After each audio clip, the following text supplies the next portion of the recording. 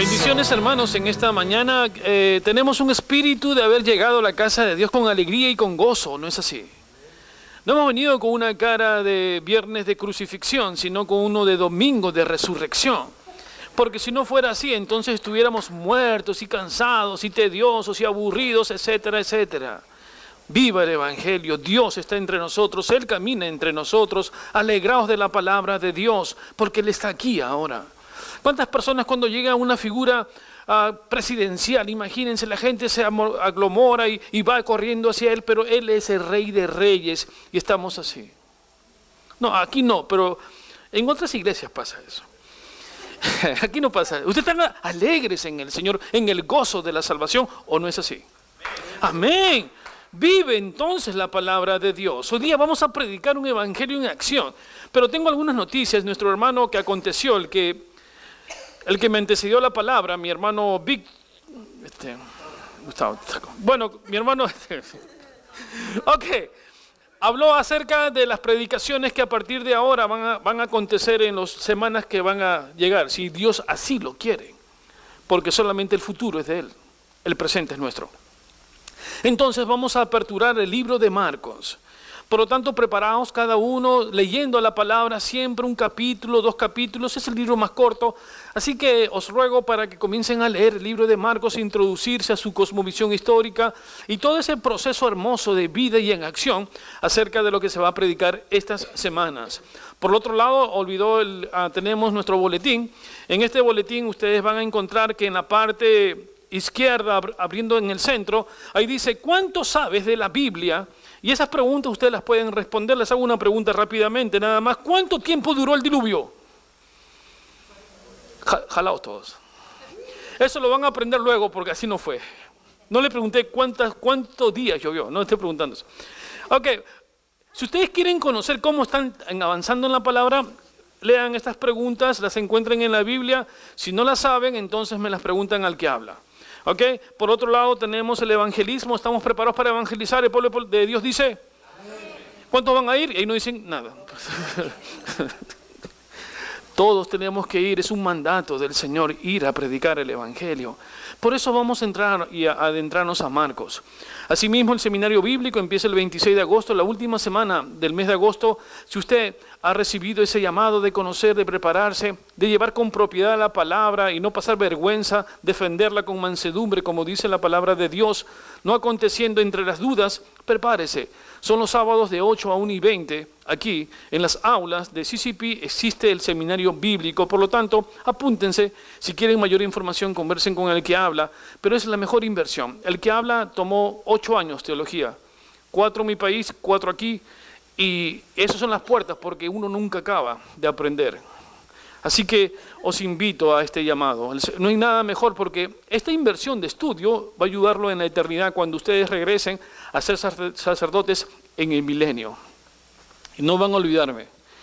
Eso lo van a recordar si el Señor dispuso así, sean los sacerdotes del milenio. Vamos a entrar de lleno a la palabra de Dios. La extensión del evangelio, de la predicación es un poco corta. No, es un poco extensa, así que vamos a darle vida y quiero que ustedes abran su palabra en el libro de Marcos. Antes de todo, el Señor me llama, Él dice que decretó las vidas. ¿Quién está contento del nacimiento cuando nacimos? ¿Quién está contento con su vida? Damos gracias al Señor. ¿Y cuándo están contentos con su segundo nacimiento? Amén. ¿Vio? Hemos nacido 2 veces, pero entre haber nacido 2 veces tenemos a nuestra hermana Raquel, que ya el 28 de julio de este año va a cumplir sus cumpleaños. En español se le dice, no se lo digo, ¿se lo digo en español o no? Santo. En español le dicen esa palabra así. Pero olvídense porque ustedes, su cumpleaños, su onomástico. Así que ya obsérvenla, ya vean el tamañito, la talla, los zapatitos, todo para los obsequios que van a caer en gran manera. Así que Raquel, el 28 de julio, aparte de la oración, de que estemos extendiendo nuestras manos, recibirá los regalos que van a acontecer de todo corazón, observa bien a todos, observa bien. De todos ellos, mi hermana Raquel. Dios bendiga tu vida, hermana Raquel. Vamos a Marcos capítulo 1 y vamos a leerlo desde el versículo 1 al versículo 8, materia de la exposición. Así que os invito Aquí abran sus Biblias en el libro de Marcos y no busquen el índice, por favor. No, porque la vez pasada estaba buscando libro de Hechos, buscando en el índice. Me dio artritis. Ok, ¿lo tenemos? Marcos 1, lo voy a leer en la versión Reina Valera 1960. Dice la palabra de Dios: principio del Evangelio de Jesucristo, Hijo de Dios, como está escrito en Isaías el profeta. He aquí, yo envío mi mensajero delante de tu faz, el cual preparará tu camino delante de ti. Voz que clama en el desierto: preparad el camino del Señor, enderezad sus sendas. Bautizaba Juan en el desierto y predicaba el bautismo del arrepentimiento para perdón de pecados. Y salían a él toda la provincia de Judea y todo lo de Jerusalén, y eran bautizados por él en el río Jordán, confesando sus pecados. Y Juan estaba vestido de pelo de camello y tenía un cinto de cuero alrededor de sus lomos, y comía langostas y miel silvestre. Y predicaba diciendo: viene tras de mí el que es más poderoso que yo, a quien no soy digno de desatar encorvado la correa de su calzado. Yo a la verdad os bautizo con agua, pero él os bautizará con el Espíritu Santo. Hasta aquí la lectura de la palabra del Señor. Amado Padre, venimos ante tu presencia está aquí. Tu Espíritu Santo en nosotros, Señor, pero ahora manifiesta tu gloria a esta aula, Señor. Dispón nuestros corazones, Señor, a escucharte. Rompemos toda cadena de rutina y cansancio, Señor. Somos soldados listos para una lucha que la cual ya tú ganaste, Señor. Y todo obstáculo es vencido cuando tú vas delante de nuestras vidas. Queremos aprender de Marcos, Señor. En esta secuencia, aprender de él, aprender de ti, aprender de Juan. Pero sobre todo el Evangelio tiene un nombre y se llama Jesús de Nazaret. Eres tú, Señor. Te lo suplicamos en el nombre de Cristo Jesús. Para lo que hemos leído Marcos, Marcos es considerado uno de los evangelios sinópticos. La palabra sinóptico significa que es un evangelio en el cual uno puede ver en forma global todo lo que sucedió. Los diferentes... ¿Cuántos evangelios hay? Solo uno. Y hay 4 escritores que escriben el evangelio. Aunque le decimos evangelistas porque anuncian la buena nueva del Señor, pero solamente hay un solo evangelio y 4 escritores en diferentes puntos, hablando a diferentes personas. Así que este es el libro más importante de la palabra. ¿Por qué? Porque Marcos va a traer el acontecimiento que dice: este es el día del Señor. En su versículo 1, este es el principio del Evangelio. Y lo que está haciendo acá Marcos es algo que rompe todo esquema en la historia. Eso es lo que nosotros como cristianos tenemos que hacer: romper todo lo que la cultura nos presenta e ir en contra de esa cultura. Marcos, hasta ese momento, en la palabra evangelio solo se usaba en el contexto pagano. ¿Lo sabían?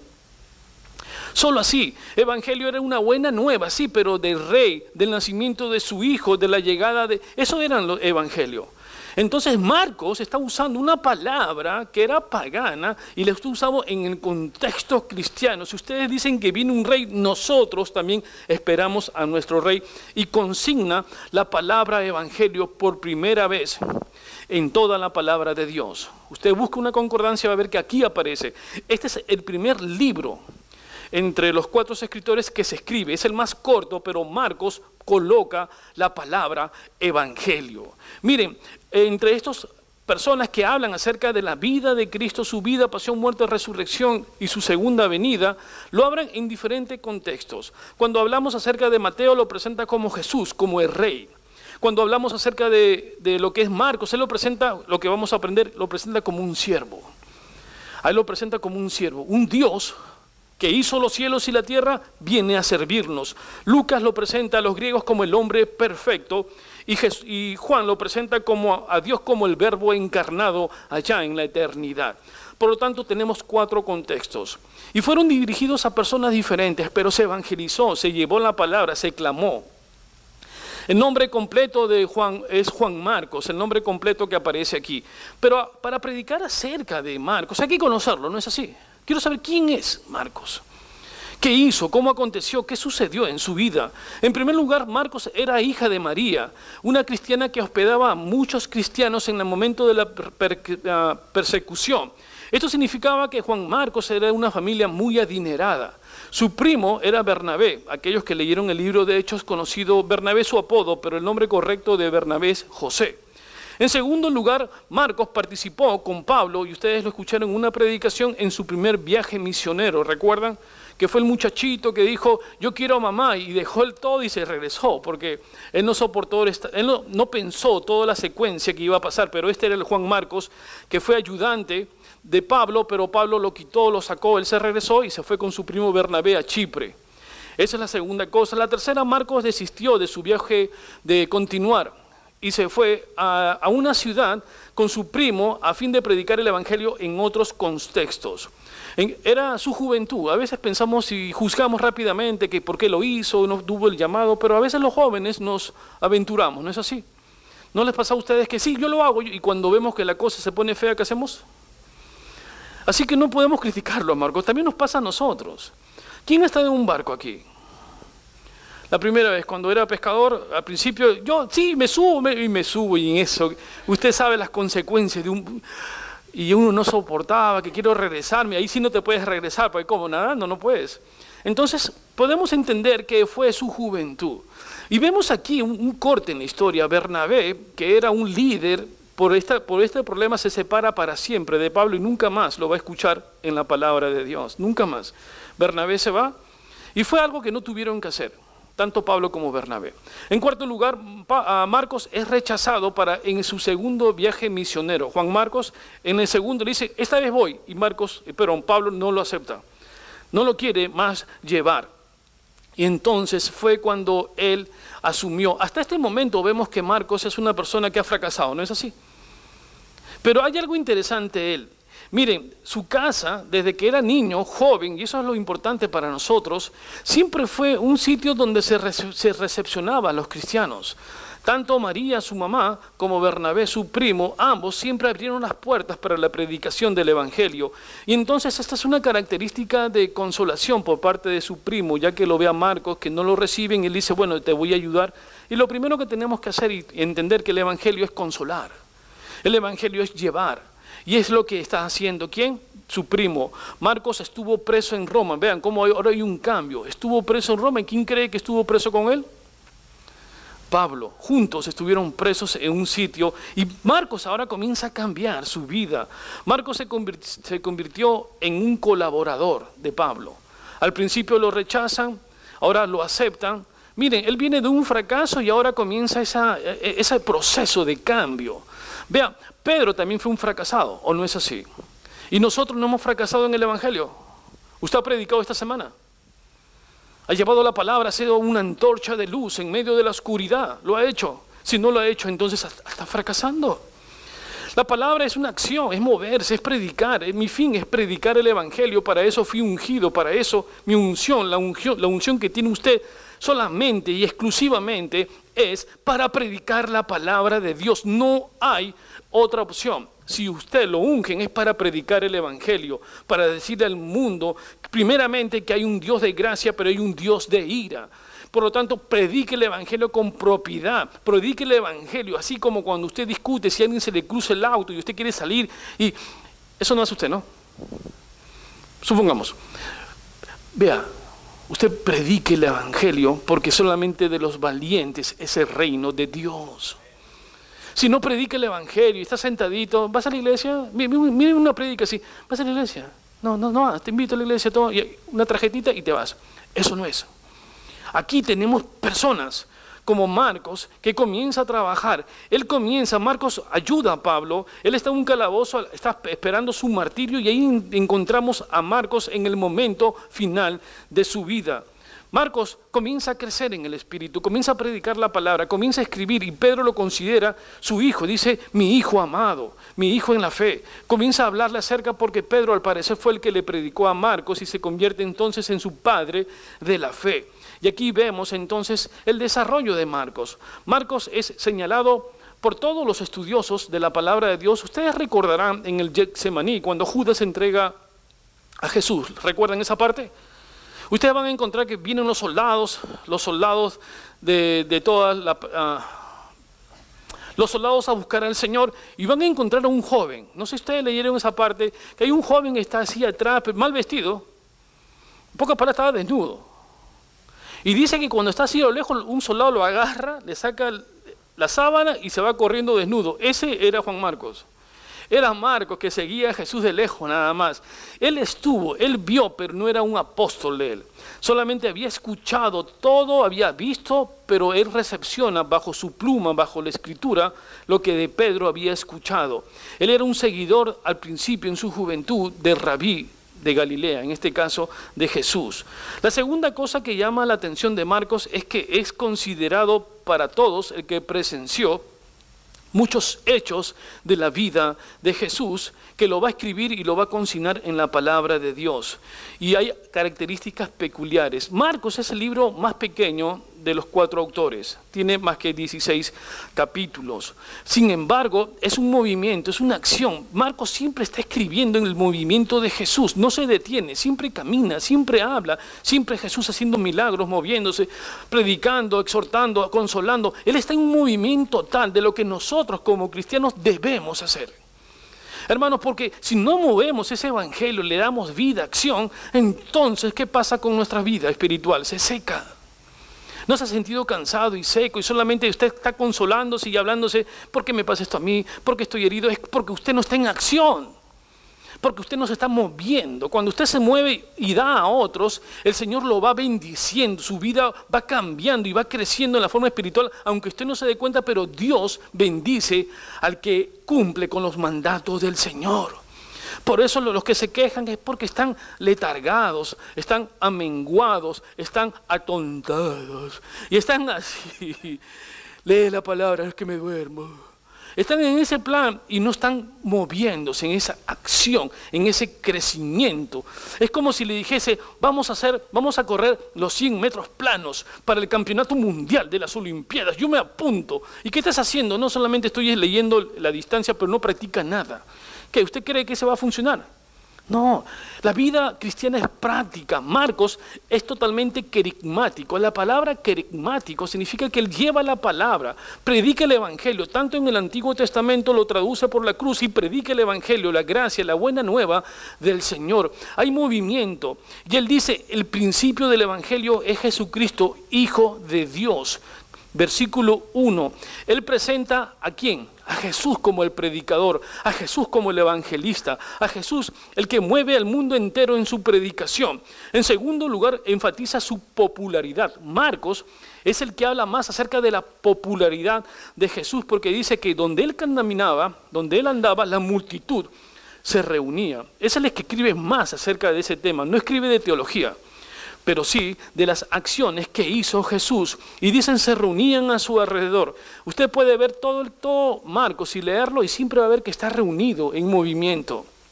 Él habla acerca también de la identidad de Jesús. Se preocupa, ¿quién es Jesús? Y usted va a leerlo muchas veces, empezando en el 1:11, dice, tú eres mi hijo amado. Sus discípulos preguntaron, ¿qué es este? ¿Quién es este que hasta los vientos puede cambiar y le obedecen? Ese es el Hijo de Dios. Y unos decían, ¿no es el carpintero, el hijo de María? Siempre identificando a Jesús. Otros como Herodes decía, él es Elías. Siempre identidad. Él es Jesús, Él es Jesús. Sus parientes le dicen, está fuera de sí, identifica a Jesús. Nosotros como cristianos tenemos que identificar a Jesús. Tenemos que decir, Jesús cambió mi vida. Jesús entró en mí, el Espíritu Santo habita en mí. ¿Quién lo hizo? Jesús. ¿Quién hizo el milagro? Jesús. ¿Quién hizo el prodigio? Jesús. Siempre va Jesús, identificación con Jesús. La predicación es eso. Si usted predica en las calles, es Jesús quien lo llevó. Si usted habla sus labios para prorrumpir sus nombres acerca de la bendición de Dios, del Señor, es Jesús hablando. Identifique a Jesús. Eso es el evangelio. No hable acerca de sus conocimientos, no hable acerca de los 8 años de teología. A la gente no le importa eso. ¿Qué le importa a la gente? La gente necesita una buena noticia. El poder del Espíritu de Dios, el evangelio abierto, la gracia abierta, salir de la oscuridad donde tantos golpes se dio. necesita abrir sus ojos tan ciegos a la grandeza de Dios y sordos al llamado del Señor. Usted predique el Evangelio con tal propiedad que su vida no va a tener importancia, pero para el Señor sí. ¿Vive así usted ahora? ¿O está preocupado más en usted? Más en cómo me he visto, cómo hablo. O como vamos a ver cómo Juan el Bautista rompe también todos los esquemas. Y el mismo Pedro dice, tú eres el Hijo de Dios. El comandante que estaba al pie de la cruz, el que lo vio, le dijo, verdaderamente eras el Hijo de Dios. ¿Ve cómo lo identifican? Hasta los demonios lo identifican, tú eres el Hijo del Altísimo. El loco gadareno le hablan, todos hablan acerca de que tú eres el Hijo. ¿Cuándo fue la última vez que usted dijo eso? Tú eres el Hijo amado que habitas en mí, Señor. Oh Dios Santo, tú eres el que estás ahora habitando, llevas mi vida, me guías y me consuelas. Eso es el Evangelio. En la mañana de Pascua todos dijeron, Él resucitó. ¿Vio? Identificación. Identifícate con Jesús. El primer paso del Evangelio es que debes identificarte, debes vivirlo. No puedes predicar lo que tú no conoces. No puedes predicar lo que no vive aún en ti. Yo les preguntara a ustedes cómo es la vivencia. Si les preguntara a usted, ¿a cuántos saben montar bicicleta aquí? Todos. Si yo les preguntara, pasen adelante y díganme cómo usted empezó a montar bicicleta. Ok, yo les pregunto, ¿usted tiene que escribir, estudiar todo eso y decir y buscar libros o no? No. ¿Por qué? Porque lo vivió, ¿o no es así? Y lo que se vive no necesita estudiarse, ya está, es vivencia. Para predicar el Evangelio de Cristo, si tú no vives el Evangelio, entonces sí tienes que llevar un papelito para leerlo, porque no lo vives. Vive a Jesucristo y no vas a necesitar otra cosa que tu voz. O sea, el Señor adelante y el inconverso detrás, llamado el prójimo. Nada más. Habla con la propiedad, mira con los ojos de compasión y de misericordia de Jesús. Obsérvalo como predicaba su Evangelio y rompe toda cadena. Y en el nombre de Cristo Jesús, Dios Santo, que sea libre en tu nombre.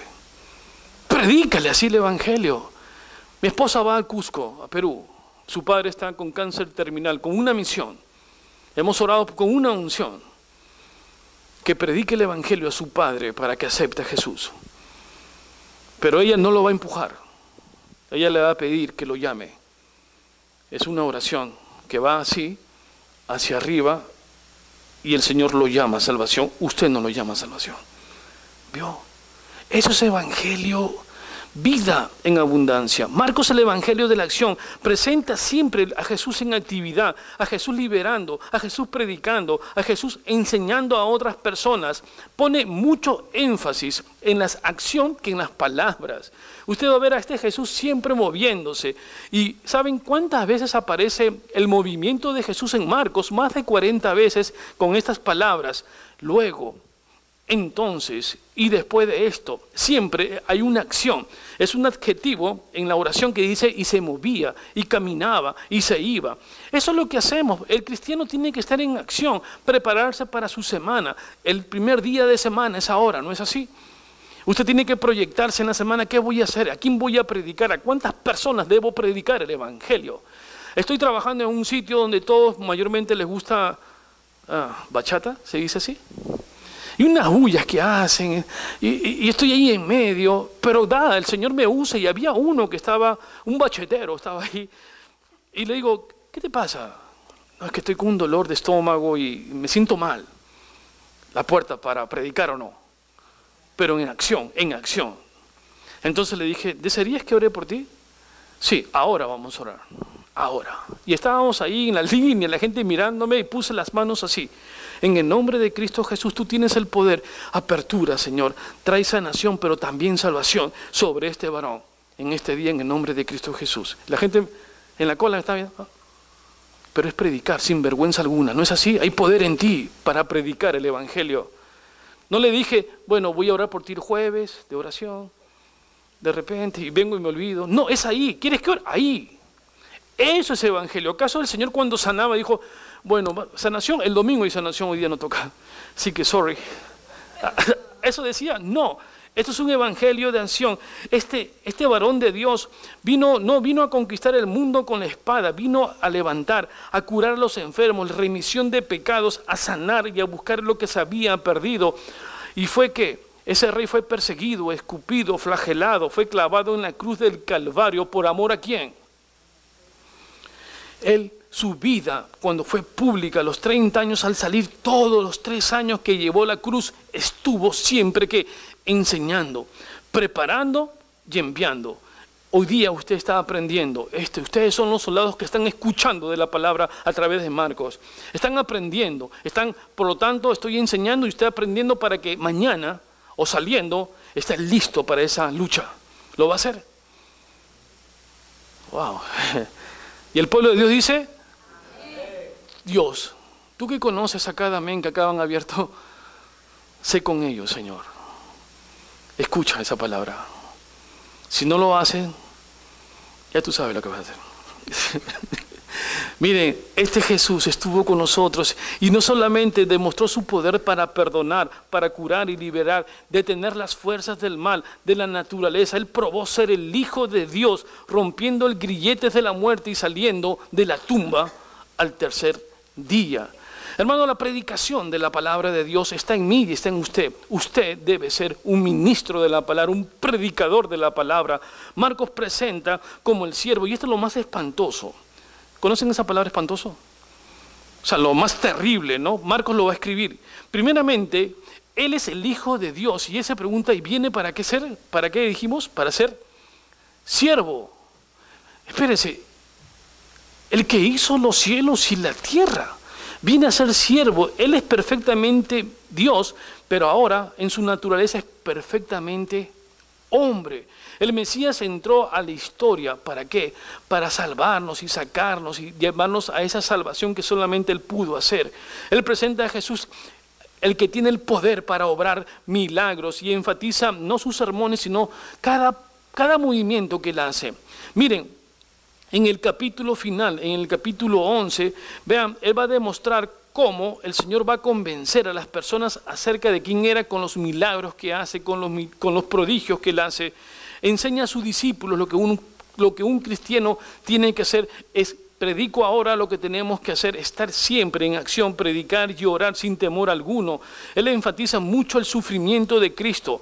No hay otro evangelio donde se enfatice más, donde se habla más de la pasión de Cristo, sino aquí en Marcos. Miren, Marcos presenta a Jesús, y cuando lo presenta a Jesús, usted no va a ver su infancia, no va a ver nada, ni siquiera va a ver toda la línea genealógica, no hay nada, sino lo presenta de golpe. Así va el tono a decirle que este es el principio.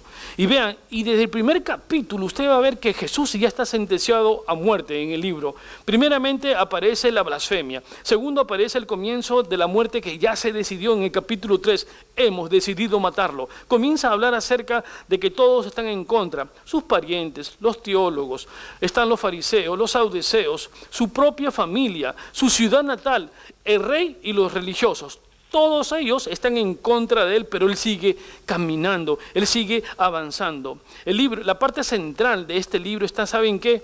En la parte más extensa, en la última parte, en el capítulo 11, un tercio del libro, habla acerca de la resurrección. Muy poco de la resurrección, pero bastante de la pasión. ¿Qué aprendo con esto? ¿Que vamos a tener oposición o no es así? ¿Usted la tiene oposición ahora o no? Tenga cuidado, porque si usted no tiene oposición al parecer, entonces no está predicando correctamente la palabra de Dios. El Señor tuvo oposición y Él me está enseñando entonces que debo seguir caminando en esa acción. Este evangelio empieza con el principio. Y hay 3 principios. Dice, este es el principio del evangelio, pero en la Biblia, o sea, en la palabra completa del Señor, hay 3 principios. El primero lo escribe ¿quién? Juan. Juan dice, en el principio era el verbo. Eso es antes de que se creara lo que conocemos como la humanidad. En el principio era el verbo.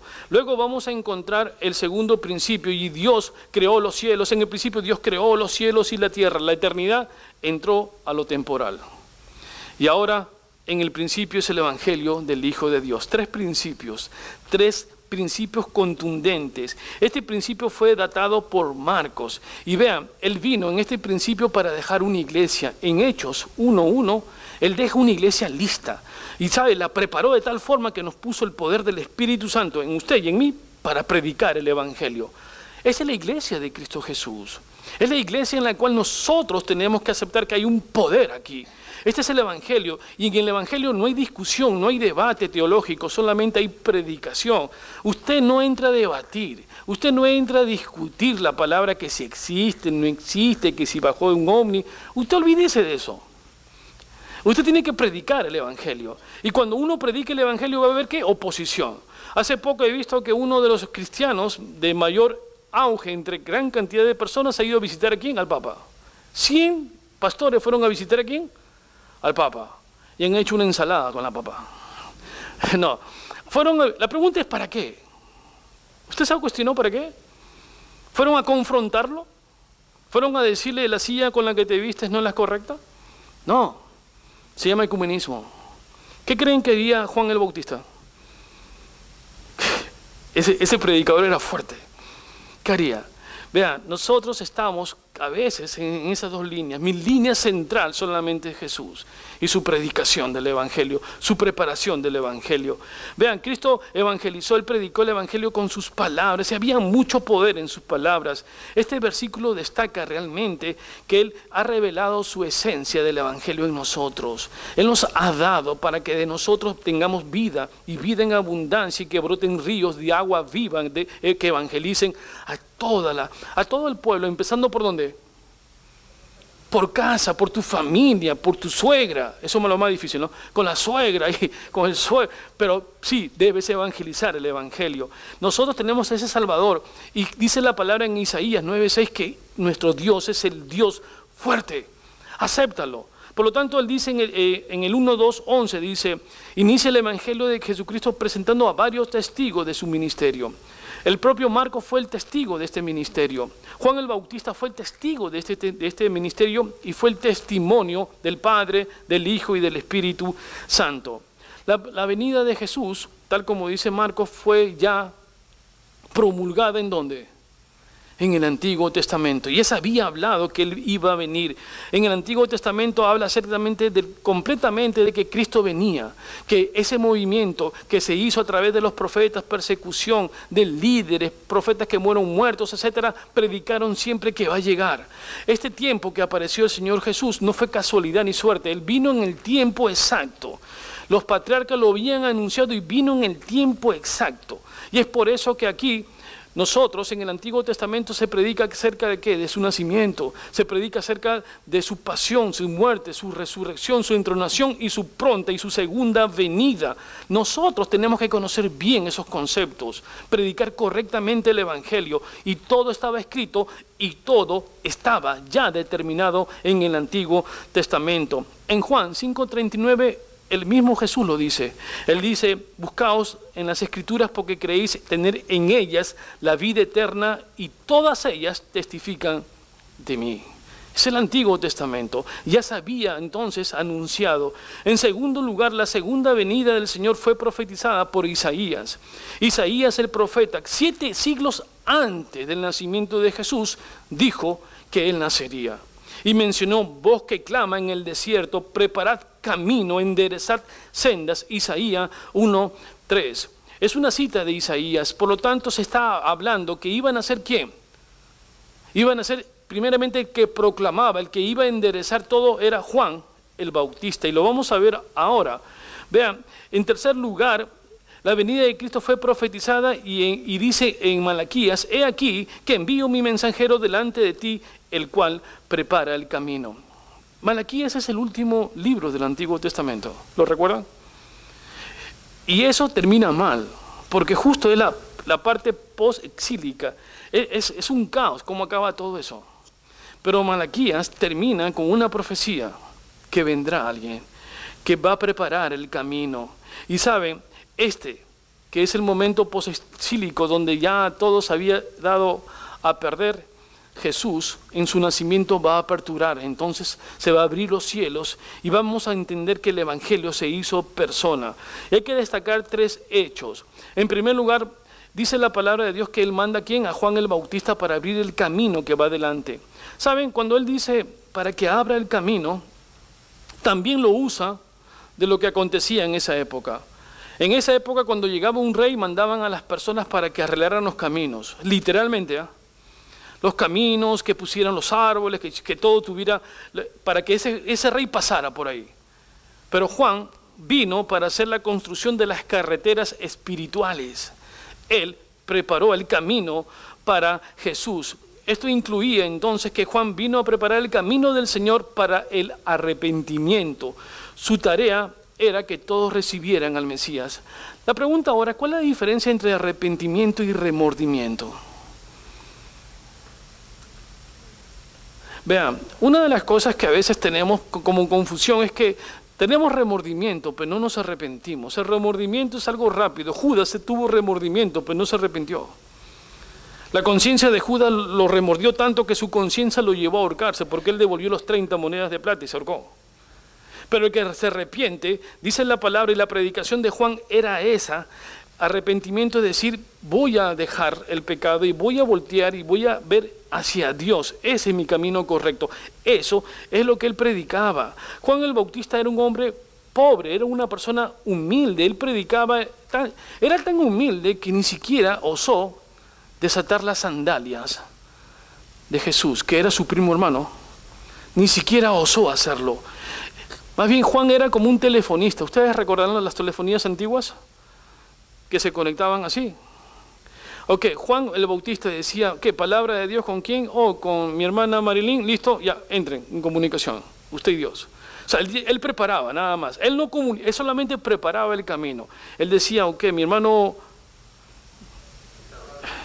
Víctor está en comunicación conectado. ¿Vio? Él hizo eso. Vea, Juan tenía poder. Dice la palabra de Dios que tenía poder, pero el que venía detrás de él tenía aún más poder. ¿Ustedes saben por qué estaba en el desierto predicando el evangelio tal como dice la profecía? Primeramente porque él toda su vida la pasó en el desierto.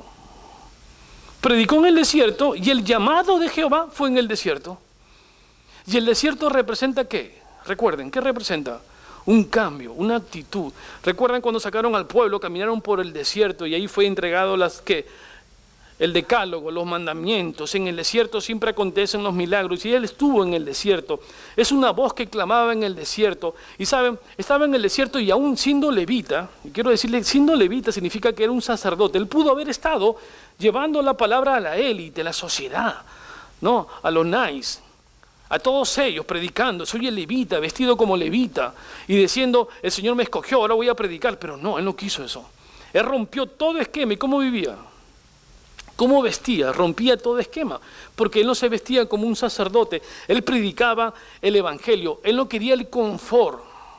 Él quería llevar la palabra de Dios.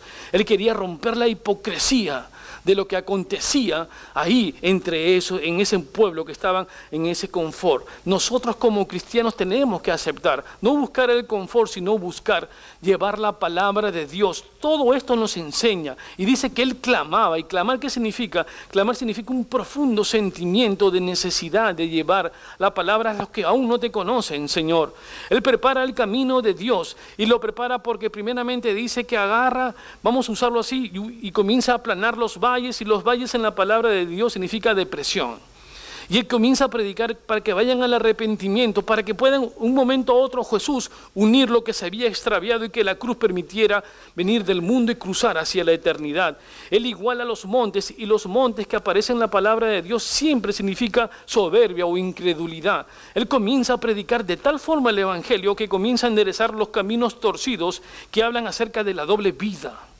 Dice, o eres de Cristo o no. Y él comienza a predicar. Él es duro predicando. Él no quiere una expresión vacía, de una religión vacía, sino de una relación llena del poder del Espíritu Santo. Él aplana los caminos escabrosos, esos caminos de pensamientos obtusos, pervertidos. Él comienza a predicar de tal forma este evangelio.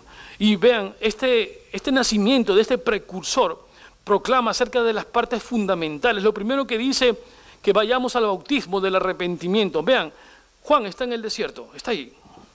Él no sale, pero todas las multitudes dice que iban hacia él. ¿Por qué? Porque les predicaba algo que era interesante, que le decía no hay pecado. ¿Por qué creen? ¿Por qué creen? ¿Por qué creen que algunas iglesias se llenan tanto cuando no hablan acerca del pecado?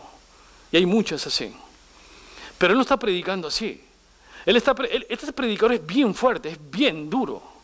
Y aún así dice que las multitudes, no solo 5, todos iban al desierto a buscar, a arrepentirse, a pasar por el agua y decir me arrepiento vívidamente ante el Señor. Vio arrepentimiento, su predicación era fuerte.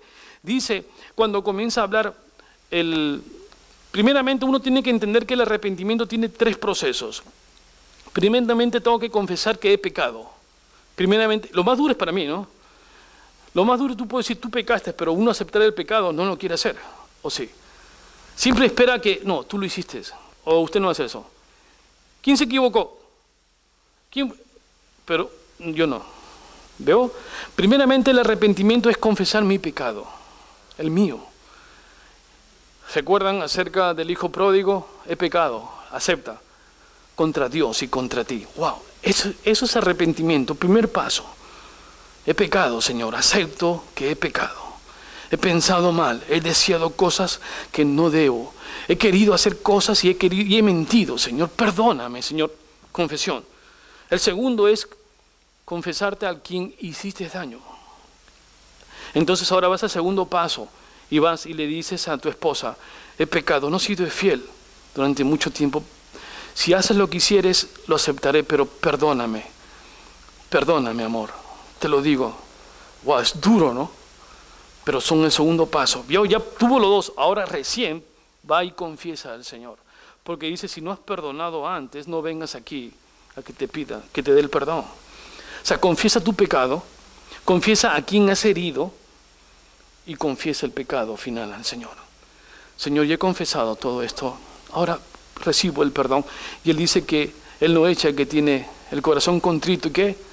Y humillado. Él nunca rechaza un corazón quebrantado. El Evangelio es ese. Es el momento que nosotros aprendamos que tenemos que conocer bien cuáles son los pasos para el arrepentimiento. Para que el Señor dice luego que como una niebla el pecado lo sacaré. Él dice que voy a apartarlos como del oriente al occidente. No va a aparecer más, lo voy a enterrar al fondo del mar y nunca más me acordaré de Él cuando usted viene con un corazón arrepentido. Los resultados del ministerio de este precursor fue que todas las personas comenzaron a llenarse, a agolparse, pero él dijo, no soy yo, porque detrás de mí viene otro. No es el predicador, no es su ropa, no es su voz, no es la iglesia, no son las sillas, no es el building hermoso que hay, no es el parking para 2000 carros lo que atrae al Señor. Olvídese de eso. Haga como Juan dice, el que viene, el que es Jesús, solamente soy la lámpara. Es como decir, voy a comparar lo finito con lo infinito. No puedes, tú eres solamente una antorcha. Y no eres un eco de Dios, eres la voz de Dios, predicando el Evangelio de Dios, eres la voz de Dios, no un eco, porque la voz vive en mí y puedo predicar el Evangelio. Entonces no se vaya usted a pensar que la iglesia tiene que ser de tal o cual forma, no, la iglesia es donde la gloria de Dios habita, donde la gloria de Dios se mueve entre nosotros, entre las bancas, haciendo milagros, moviendo, confortándonos y a la vez exhortándonos por lo que no estamos haciendo. Por lo tanto, no es popular una iglesia que tenga millones de personas. No crea. La iglesia donde uno crece es la iglesia donde el Señor te ha llamado a crecimiento para predicar correctamente. No te compares con otras iglesias. Oh, esa es más grande. Me iré para allá. ¿No le pasó a usted que han llegado por acá y decir, oh, mira, aquí hay 40 nomás? Me voy. ¿No le pasó a usted eso? No. Al que habla así, allá afuera me dijeron, pastor, acá no está el Espíritu Santo. Y yo, ¿por qué? Porque son 20 y 30. ¿Y dónde está el Espíritu? En la otra iglesia. Ok, o sea que tú no sabes lo que es la omnipresencia, tú no sabes nada. Ok, ve a la otra iglesia. Va a la otra iglesia y le encuentra otra falla. Entonces, ¿cuántos padres tenemos? ¿Y cuántas madres? Pero esas personas buscan muchas mamás. buscan aquí, buscan allá, pero solo hay una iglesia, un solo cuerpo. Si el cuerpo tú lo ves que está como ahora, que estamos predicando, evangelizando, y próximamente vamos a evangelizar, y espero que estén con el que habla, entonces digo, Señor, aquí hay pocos, aquí hay trabajo que hacer. Usted lo ve así, ¿no? ¿Cómo lo ve? No, que me quiero ir porque... No piensa así, porque entonces no es un precursor del Evangelio. Miren, nosotros tenemos que considerarnos solamente como esclavos del Señor. ¿Saben cuál es la gracia del Señor para nosotros? Lo único que yo puedo tener gracia es que el Señor está así y yo sentadito escuchando, recibiendo bendición del Señor. Nada más. Señor, si tú me quieres dar algo material, es tu voluntad, Señor. Si no me lo quieres dar, bendito sea tu nombre, Señor. Es lo que recibo. Predique el Evangelio. Debido al lugar donde predicaba era difícil predicar porque había muchas personas. Este bautismo es la aprobación del Señor. Dice la palabra de Dios que cuando se bautizó el Señor selló, ¿no? Dice, después de 440 años en el silencio absoluto de Dios, donde no habían profetas, de un momento a otro cuando el Señor Jesús se bautiza. ¿Y saben por qué se bautizó? ¿Él se arrepintió o no? No tenía por qué arrepentirse. Se bautizó para recibir en Él el pecado nuestro. Y luego llevarlo a la cruz del Calvario, por amor a nosotros, para cumplir la ley.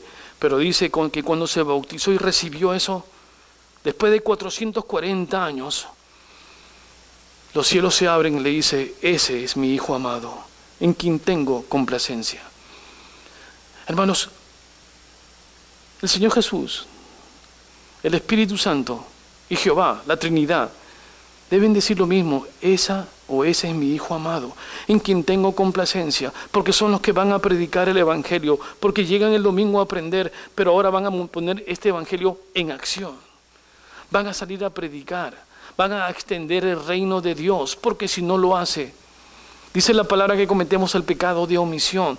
Alcance al Señor, escuche, vea a Juan el Bautista, vea cómo escribe Marcos, de un fracaso sale no a un éxito, pero sí a un soldado cristiano. Vea lo que hace Jesús, se comienza a mover continuamente hasta llegar a la cruz del Calvario.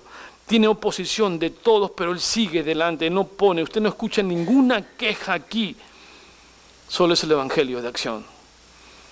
Esta semana es una oportunidad para evangelizar. Que la paz del Señor esté entre vosotros, pero que la palabra de Dios escuchada en este día esté en ti. Si tienes un problema, tápate un oído para que no digas, me entró por acá, no, te haga así y que entre en su corazón. Viva el Evangelio, vívalo, porque un día me gustará cuando el Señor te diga, pasa buen siervo, wow, pasa buena sierva, pasa. Tú no pasas. ¿Pero por qué, Señor? No, tú querías fama y honra. Ya la tuviste en la tierra. Querías fotos y una iglesia grande con tus autos afuera. Ya lo tuviste en tierra. Tu aire acondicionado también en tierra. Ellos nunca se quejaron. Pero cada vez que mis ojos y mis párpados estuvieron sobre ellos, orando, de rodillas orando por tu predicación que erraste, orando por los enfermos, orando realmente, clamando por otros, y nadie lo podía ver, solamente mis ojos lo veían. Pasa, buena sierva, una mujer luchadora de oración. Haga eso. No le cuente a los demás lo que usted hace, no le cuente porque pierde todo lo que el Señor le da. He orado 15 días. Mira, estoy en dieta. No hagas eso. Dios no te va a honrar así. Él te honra cuando amas al Señor. Vamos a orar y darle gracias al Señor. Me gustaría si pudiese la hermana la segunda canción con nuestra hermana. Sí, tú mira, hermana, ¿dónde está mi...? Ya. Vamos a orarle al Señor y esta exhortación del Evangelio es un Evangelio de ¿qué? Acción. Es un Evangelio de...